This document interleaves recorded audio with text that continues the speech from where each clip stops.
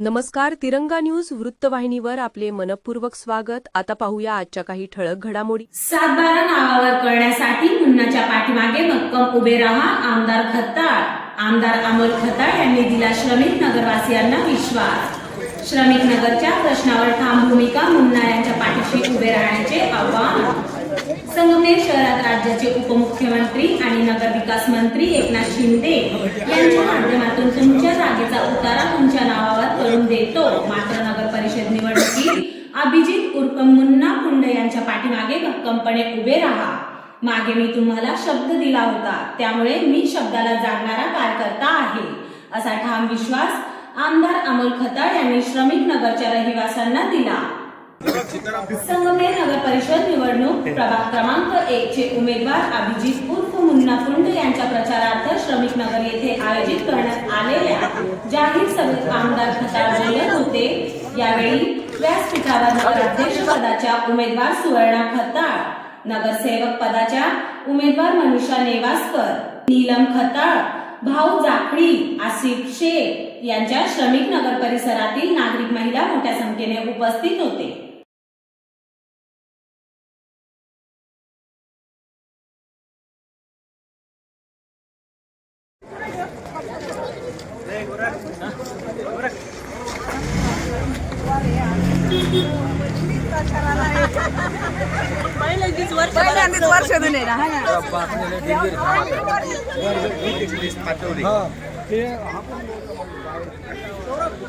अमोल भाऊ तुम आगे बढ़ो, हम तुम्हारे साथ हैं.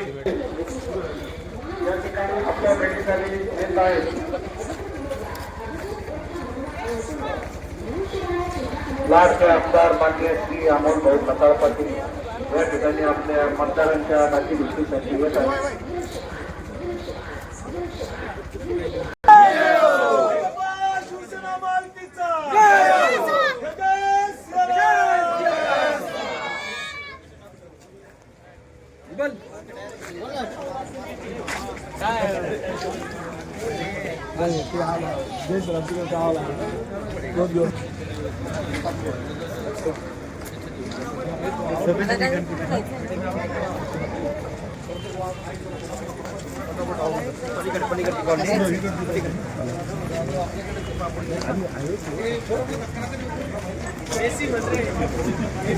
जय जय श्रीराम.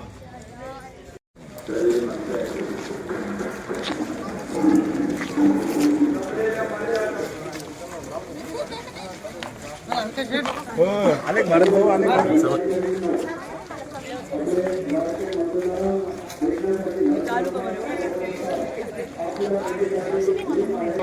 लोकशाहीच्या उत्सवात सहभागी व्हा. आपल्या नावाचा मताधिकार द्यावा आणि मनुष्यबाण या चिन्हासमोरील बटन दाबून आपल्या उमेदवाराला प्रचंड मतांनी विजयी करा. आपले एक मत विकासाचा मार्ग ठरवू. धनुष्यबाण, धनुष्यबाण, धनुष्यबाण, धनुष्यबाण, धनुष्यबाण.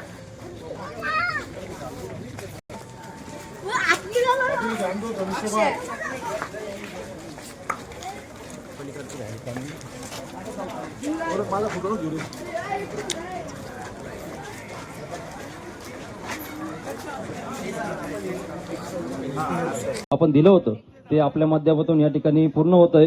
सर्वांना आता जे काही राहतं घर आहे त्यांना ती मागणी तीच आहे का ते आम्हाला बिल्डिंग नको, राहतं घर जे काही आहे ते आम्हाला नावावरती करून द्या. आम्ही आमच्या पद्धतीने प्रधानमंत्री आवास योजनेच्या माध्यमातून बांधकाम करून घेऊ. 2 मजली 3 मजली जे काही ज्या पद्धतीने ज्याच्या पद्धतीने बांधकाम या ठिकाणी सर्व या ठिकाणी करू इच्छितात. त्याच्यामुळे मी आपल्याकडे प्रस्ताव दाखल केला होता. आपण मुख्यमंत्री एकनाथजी शिंदे साहेबांकडे हा प्रस्ताव पाठवला. त्यावरती साहेबांची मंजुरी या ठिकाणी आलेली आहे. त्याचबरोबर त्यांचा चेहरा आपल्याला या ठिकाणी प्राप्त झालाय. त्यानंतर भाऊंनी जे काही आता मागे हिवाळी अधिवेशन झालं, नागपूर अधिवेशन, त्यामध्ये हा मुद्दा मांडला. तिथे आपल्याला या ठिकाणी भाऊंच्या माध्यमातून मंजुरी आली. बाकीच्या काही समस्या आहेत, लाईटचे पोल आहेत, लाईटच्या वायरी आहेत, काही ठिकाणी गटरच्या समस्या आहेत, त्या सर्व समस्या आम्ही नोंद केलेल्या आहेत. येत्या 8 दिवसामध्ये सर्व समस्यांवरती काम या ठिकाणी माझ्या माध्यमातून, अमोल भाऊंच्या माध्यमातून, त्यांच्या मार्गदर्शनाखाली मी करणार आहे. त्यामुळे अशी आपली साथ या ठिकाणी नेहमीच आपल्याला लाभावी अशी आपल्याला सर्वांना विनंती करतो. व 20 तारखेला भरघोस मतांनी मला या ठिकाणी तुम्ही नगरपालिकेत काम करण्याची संधी देशाल हीच एवढीच विनंती करतो. थांबतो. यानंतर नीलमताईंना विनंती करतो आपण 2 शब्द बोलायचे.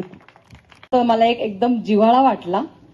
त्याचं कारण मी सांगते की अमोल भाऊ मागच्या वेळेस जेव्हा मी इथं आले त्यावेळेला हे सर्व दादांनी मला हक्काने त्यांचा प्रश्न मांडला. पहिल्यांदा मी आल्याबरोबर लगेच सगळेजण गोळा झाले. आपला एक फंक्शन चालू होतं इथं, बरोबर आहे ना, काहीतरी एक कार्यक्रम चालू होता, लग्न चालू होतं, त्यावेळेला कार्यक्रम चालू होता आणि अगदी हक्काने मला सर्वांनी सांगितलं तुमच्या असलेल्या सगळ्या अडचणी, सर्व अडीअडचणी, की हे एवढे वर्ष झाले ते आपले सुटले गेले नाही.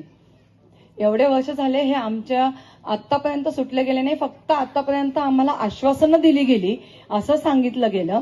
त्यावर मी पूर्णपणे ठामपणे, कारण मला विश्वास जो आहे तो आपल्या राज्यातले माननीय देवेंद्र फडणवीस मुख्यमंत्री साहेब, आपले उपमुख्यमंत्री साहेब एकनाथ शिंदे साहेब असतील, अजितदादा पवार साहेब असतील आणि आपले पालकमंत्री जे विखे पाटील साहेब आहेत आणि सुजयदादा साहेब आहेत, तसेच आपले लाडके संगमनेरचे आपले आमदार अमोल भाऊ आहेत. या सर्वांवर मला जो विश्वास आहे त्या विश्वासाच्या खातीर मी हे तुम्हाला त्याच वेळेला शब्द दिला की तुमच्या जेवढ्या काही अडचणी आहे त्या अडचणी तुमच्या निश्चितपणे ह्या सोडवल्या जाणार आहेत. त्यातला सगळ्यात पहिला तुम्ही जो अडचण सांगितली होती ते उतारांचे बरेचसे आहेत आणि आपल्या इथल्या प्रभागामध्ये असलेल्या जेवढ्या अडचणी आहेत की तुमच्या सुविधा घरांचे बऱ्याचशा अडचणी तुम्ही मला सांगितल्या, त्यावेळेला ह्या सर्व ज्या अडचणी आहेत त्या निश्चितपणे सोडवल्या जातील हे मी त्याच वेळेला ठामपणे शब्द दिला आणि ते शब्द नक्कीच आपले अमोल भाऊ जे आहेत, अमोल भाऊंच्या मार्फत आम्ही हे सर्व पूर्ण करत आहोत आणि ते करणार पण आहोत. त्यामुळे मागच्या वेळेस जसं तुम्ही मला साथ दिली, मी आल्यानंतर जे प्रेम दिलं तुम्ही आणि मागच्या वर्षी पण जे अमोल भाऊंच्या प्रती तुम्ही जे प्रेम दिलं, सर्वप्रथम आपल्या श्रमिक नगरमधील सर्व महिला आणि तरुण आणि ज्येष्ठांना सगळ्यांना माझा नमस्कार.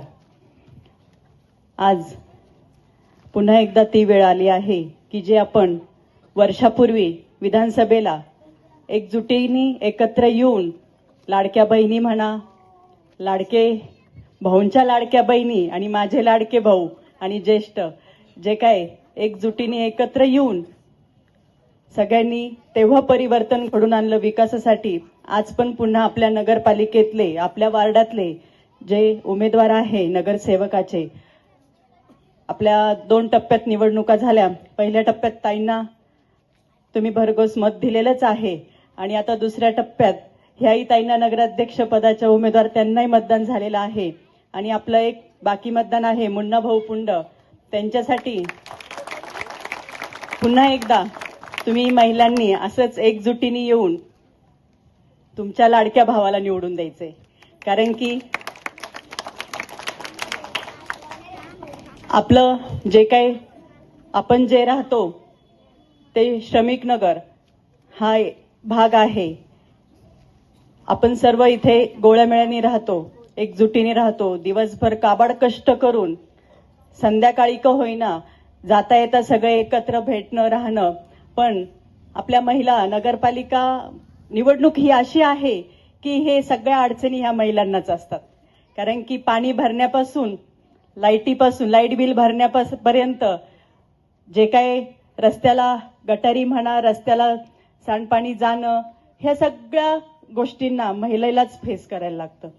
तर ह्याच महिलांनी आता जे काही झालं इथून मागं आपण ते काही उघडण्यात काही अर्थ नाही, पण आता आपल्याला आपल्या तरुण पिढीसाठी हे जे काही आपले छोटे छोटे लेकरं आहे त्यांच्या भवितव्यासाठी आपल्याला बदल करणं फार गरज आहे. कारण की तुम्ही महिला दिवसभर म्हणजे सकाळ संध्याकाळ नळाला पाणी येणं ते भरणं, आपल्या घराची स्वच्छता ठेवणं, आपल्या मुलांना आवरून शाळेत पाठवणं, त्यांना योग्य ते मार्गदर्शन करणं आणि दिवसभर कोणी घरी थांबतात, कोणी रोजंदारीने काम करतं. पण आपल्याला पण कुठंतरी चांगले दिवस येण्यासाठी किंवा आपला जो एरिया आहे, आपला जो प्रभाग आहे तो पण आपल्याला सुजलम सुफलम करण्यासाठी आज विकासासाठी, परिवर्तनासाठी ज्याप्रमाणे तुम्ही वर्ष पूर्वी भाऊंच्या पाठीशी उभे राहिले आणि जे बदल घडून आणला, आज पण कारण की भाऊ तर आपल्या सेवेत नक्कीच आहे. भाऊंच्या पाठीशी मी सुद्धा एक तुमची भाऊंच्या सगळ्या लाडक्या बहिणी, त्याप्रमाणे मी तुमची लाडकी भाऊजाई झाले. तर भाऊजाईला काम सांगणं हे बहिणींचं हक्काचं काम असतं. कारण की हा हक्क बहिणी फक्त भाऊजाईकडेच करतात. गेल्यावर माहेरी गेल्यावर भाऊजाईला सांगतात, ए मला हे कर, ते मला हे कर. तर तुम्ही सुद्धा हक्काने मला सांगा की ताई आमच्यासाठी आम्हाला हे पाहिजे, ते पाहिजे, ते पाहिजे. आम्ही सगळं तुमच्या सेवेसाठी देणार आहोत. कारण की मी लाडक्या बहिणी सारखं सारखं का म्हणते, तर आपले लाडके भाऊ वरती एकनाथ शिंदे साहेब, म्हणजे केंद्रात पण आपलं सरकार, राज्यात पण आपलं सरकार आणि तालुक्यात पण तुमचे लाडके भाऊ आमदार.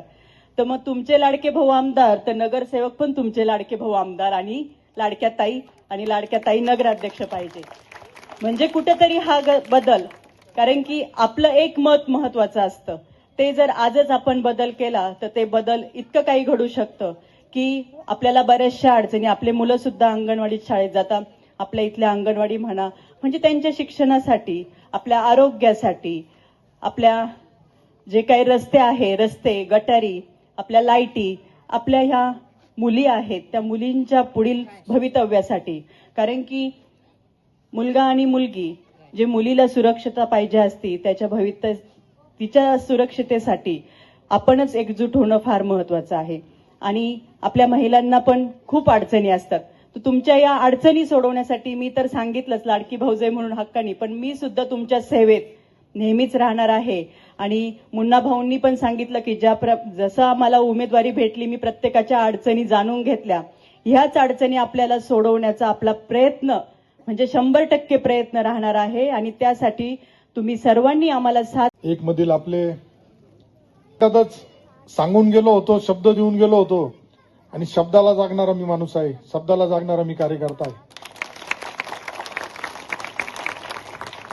मधल्या कालावधीत निवडणूक झाल्यानंतर मला नागपूरला अधिवेशनामुळे जावं लागलं. त्यामुळे मुन्ना ते प्रचार करत होते. चांगलं वातावरण आहे. ज्या पद्धतीने निकाल जो येणार आहे 21 तारखेला, शिवसेना महायुती, भारतीय जनता पार्टी, शिवसेना भाजपचे महायुतीचे जे नगराध्यक्षाचे उमेदवार आहे ते संगमनेरात आम्ही फिरल्यानंतर नगराध्यक्ष बी आपला निवडून येतोय आणि नगरसेवक सुद्धा आपले 17-18च्या पुढे निवडून येतात. त्यामुळे आता तुम्ही ठरवायचंय, मुन्नाचा नंबर त्याच्यामध्ये आला पाहिजे. कारण उद्या नगराध्यक्ष आपला झाला, नगरसेवक आपले आले, तुमच्याकडे गडबड झाली तर तुमचा हा वनवास बी संपला पाहिजे ना. 40 वर्ष सगळ्यांना संधी दिली तुम्ही. मला 1 वर्षापूर्वी संधी दिली. वर्षामध्ये मी अख्खं घर बाहेर काढलं त्यांचं. सगळं घरदार तुमच्याकडे श्रमिक नगरमध्ये मला वाटतं आतापर्यंत 10-15 वेळेस येऊन गेले असेल. फक्त आता घरातले भांडे घासायचे बाकी राहिले असेल. त्यामुळं हा बदल कोणामुळे झाला, हे परिवर्तन कोणामुळे झालं? माझ्यामुळे नाही, तुमच्यामुळे झालं. तुम्ही वर्षापूर्वी मला संधी दिली. काम करणाऱ्या माणसाला तुम्ही निवडलं. आज केंद्रामध्ये आपलं सरकार आहे, राज्यात आपलं सरकार आहे, संगमनेरमध्ये आपला आमदार आहे. एवढं सगळं असताना जर आपल्याकडून काही गडबड झाली तर खरंच सांगतो त्याचे परिणाम आपल्याला भोगावे लागतील. माझी इच्छा असून बी मला तुम्हाला मदत करण्यानी अडचण येईल. आज तुमचा प्रभाग 1 मध्ये पूर्णच प्रभाग, आता श्रमिक नगर म्हणजे काय व्हायचं माहिती का, यापूर्वी फक्त निवडणूक आली का 2 दिवस आधी यायचं, झालं आमचं काम.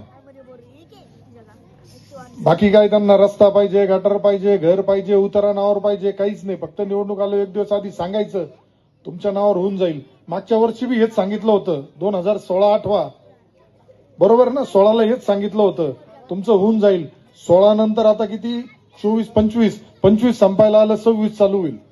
म्हणजे आज 10 वर्ष झाले. 10 वर्ष तुमचा प्रश्न, तुमच्या अडचणी जागेवर आहेत. त्यामुळं मला जी माहिती मिळाली होती माझ्याकडे, तर मी आमदार झाल्यानंतर तर खाली नगरसेवक बी एक नव्हता. निवडणूक लागली, पण मी काम करताना प्रत्येक प्रभागाला निधी देण्याचं धोरण धरलं.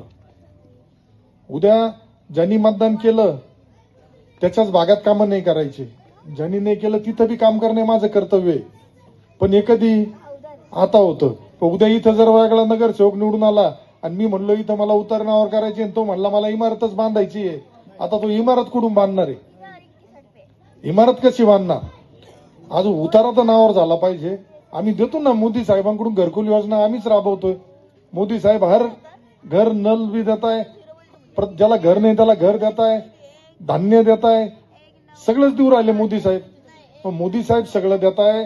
आदरणीय एकनाथराव शिंदे साहेब लाडक्या बहिणींना दर महिन्याला 1500 रुपये देत आहे. मग सगळं मिळत असताना सगळा तुमचा विचार आम्ही करतोय, परिवार म्हणून आम्ही तुमच्या बरोबर असताना आज आता हे शेट किती दिवस बोकांडी घ्यायची, आता हे कुठंतरी थांबलं पाहिजे. आणि यांनी काय केलं कसं केलं हे मी काय जास्त सांगायची गरज नाही. आता आपण प्रभाग क्रमांक 1 मध्ये 2,13,05,000 रुपये फक्त वर्षभरात मी दिले. त्याच्यामध्ये तुमच्या 1 number 2 number 3 number 4 number 5 number गल्लीमध्ये कॉन्क्रीटचे रस्ते बी दिले. आता मुन्नानी डीपीचं सांगितलं होतं, तिथला डीपीचा विषय मार्गी लागला. तुमच्या भागातील जर म्हणायचं तर वसीम शेखचा जो मेडिकलचा विषय आहे तो सुद्धा आपण मार्गी लावतोय. गेल्या कित्येक वर्षापासून 30 वर्षापासून पवार व इरफानच्या घराच्या तिथं जो लाईटीचा पोल होता, मागच्या वर्षी उमेदवारांनी त्या नगरसेवकांनी सांगितलं होतं पोल काढून देतो. 34 वर्ष पोल काढायला त्यांच्याच्याने झालं नाही. पण मुन्नानी करून दाखवलं. कुठलंही पद नसताना, काही नसताना मुन्नानी काम करून दाखवलं. त्यामुळं मुन्नाच्या पाठीमागे ठाम उभे राहा. तुमचा जो 132 जणांचा घराचा विषय आहे त्यामध्ये सुद्धा तुम्हाला आता किती जणांना आठवतं मला माहित नाही. 1977 मध्ये त्यावेळेचे आमदार आता स्वर्गीय बीजे खताळ पाटील यांनी तुम्हाला इथं पुनर्वसनाच्या पूरग्रस्त नागरिकांचं पुनर्वसनाला जागा दिल्या होत्या. 132. बघा, नियतीचा खेळ असतो, योगायोग असतो. त्यांनी जागा दिली पण उतारा तुमच्या नावावर राहायचं काम हे मलाच करायची वेळ आली. शेवटी खताळांनी केलेलं खताळांनाच पूर्ण करायचंय आणि हे निश्चित होणार आहे. पण आता काय झालं, 2 तारखेला निवडणूक झाली, आपली पुढे गेली. काही जणांना वेळ मिळाला ते आले म्हणे इथं 3-3 मजली 4-4 मजली इमारत बांधून देतो. खोटे तुम्हाला आश्वासनं द्यायला लागले, अफवा करायला लागले. आता तुम्ही लोकांनी ठरवायचंय. आम्ही तर ठरवलंय तुम्हाला उतारे तुमच्या नावावर करून देण्यासाठीची प्रक्रिया हे कोण करू शकतं माहिती आहे का? ज्याचं सरकार आहे तो करू शकतो, जो आमदार आहे तो करू शकतो. आता यांच्याकडे 40 वर्ष आमदारकी होती, मंत्रीपद होतं, प्रदेशचं अध्यक्षपद होतं, तरी यांच्याच्यानी कधी श्रमिक नगर यांना दिसलं नाही. पण आता निवडणुका पराभव झाल्यानंतर यांना तुमची आठवण आली. पण जर मी वर्षभरात करू शकतो, वर्षभरात जर मी करू शकतो, एक सामान्य कार्यकर्ता आमदार झाल्यानंतर वर्षभरात करू शकतो, तर 40 वर्ष यांनी का नाही केलं हा प्रश्न तुम्ही त्यांना विचारला पाहिजे. आज तुम्हाला इथं महिला सुरक्षेसाठी सीसीटीव्हीची गरज आहे, रस्त्याची गरज आहे, पूर्ण दाबाने पाणी येत नाही, भूमिगत गटारीची गरज आहे. आता हे तुमच्या इथं जाताना योगा भवन आहे, हे सुद्धा खासदार सदाशिवराव लोखंडे साहेबांनी दिलंय, परंतु त्यांचं बी नाव गायब करून टाकलं त्याच्यावरून. आता यापूर्वी हे संगमनेरमध्ये घडत होतं. आता मी आमदार झाल्यापासून असं कधीच घडणार नाही. आपला निधी हा आपल्या सरकारकडून आपल्या जनतेच्या हितासाठी आणलेला निधी आहे. 2 दिवसापासून चालू आहे. रस्ते आणले, आमदार होते तेव्हा यांच्याचे रस्ते आले नाही. मी रस्ते आणले गेले की यांनी सांगायचं रस्ते आणले. शिंदे साहेबांनी संगमनेरमध्ये सभेत सांगितलं संगमनेरला एमआयडीसी मंजूर करतो. आता शिंदे साहेब म्हणजे कुठं उपमुख्यमंत्री, मुख्यमंत्री, ते सांगताय संगमनेरला एमआयडीसी देतो. एमआयडीसी मंजूर झाली. जे उद्योग मंत्री उदय सामंत साहेब त्यांनी सांगितलं एमआयडीसी मंजूर झाली. कवठे मलकापूर या गावामध्ये एमआयडीसीचे सगळे कागदपत्र पूर्ण झालेत, फक्त आचारसंहितेच्या मुळे थांबलंय. त्यानंतर एमआयडीसी मंजूर होणार आहे. पण आता त्यांना जाग आली म्हणे एमआयडीसीचा प्रस्ताव आम्ही दिलाय, आमच्यामुळे मागवलाय.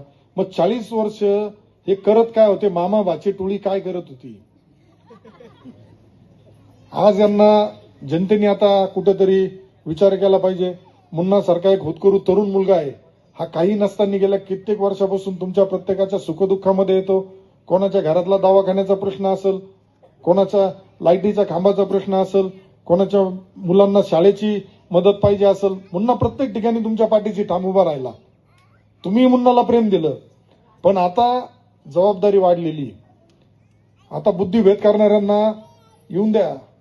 येता 1 दिवस आधी उद्या येतील, येऊन द्या. काय यायचं येऊन द्या. लय कमवलं त्यांनी 40 वर्ष तुमच्या जीवावरती. मोकळं करून टाका त्यांना. आणि गेल्यानंतर फक्त धनुष्यबाणासमोरचं बटन दाबायचं, बाकी काही विचारच करायचा नाही. मी पुन्हा सांगतो, नगराध्यक्ष हा शिवसेनेचाच होणार आहे. कारण हे भरभरून प्रेम 2 तारखेला लोकांनी दिलंय, ते आम्ही अनुभवलंय, रोज बघतो. आज इथं सुद्धा बरेचसे आपले उमेदवार जे उभे होते हे आले. मग आता नगराध्यक्ष आपला झाला, नगरसेवक आपले झाले, तुमचा इथला 1 नंबरचा आणि 2 नंबरची जी निवडणूक आहे तिथला जर नगरसेवक आपला नाही झाला तर मग आम्ही जे स्वप्न घेऊन किंवा आम्ही जी इच्छा घेऊन पुढे चाललोय, आम्ही जातोय शिंदे साहेबांकडे पत्र घेऊन, साहेब आमच्या हा 132 घरकुलांचा यांच्या उतार्याचा प्रश्न मार्गी लावायचा आहे. साहेब म्हणे अमोल तू सांगशील तसं 100% करून देणार. बावनकुळे साहेब म्हणताय महसूल मंत्री, अमोल तू म्हणणार तसं करून देणार. संगमनेरमध्ये तुझा हा विषय मी मार्गी लावून देतो. मार्गी लागल्यासारखा आहे. पण आता शेवटी तुमची परीक्षा ही, आता आमची नाही म्हणता येणार, आता ही तुमची परीक्षा आहे. तुम्ही किती इथं गडबड करता आणि किती मतदान देता त्याच्यावरती ठरणार आहे. त्यामुळे माझी विनंती राहील आपल्याला, आज लाडक्या बहिणींना लाडके भाऊ देताय साथ, किती दिवस याच्यात राहणार, किती दिवस खोट्या आश्वासनाला त्यांच्या भीती दहशतीला किती दिवस बळी पडणार. आपल्या लहान मुलांचा विचार करा. आता हे लहान मुलं इथंच राहिले तर उद्या तुमचं घर उतारत नावावर झाला तर उद्या तुम्हाला वाटलं घरकुलं आम्ही देऊ, प्रधानमंत्री आवास योजनेतून ते आम्ही देऊ. निवडणुकीच्या आधी महिनाभर सांगितलं तुमच्या इथं येऊन घरकुलाचे फॉर्म भरून द्या, सगळे नगरपालिकेत फॉर्म भरायला. अरे पण 40 वर्ष काय झालं होतं. आमचा प्रश्न तेवढाच आहे, तुम्ही हा विचार केला पाहिजे का 40 वर्ष घरकुलाची योजना बंद होती का. मोदी साहेब 2014ला आले तेव्हापासून घरकुल चालू आहे, पाण्याचं चालू आहे, सगळं चालू आहे.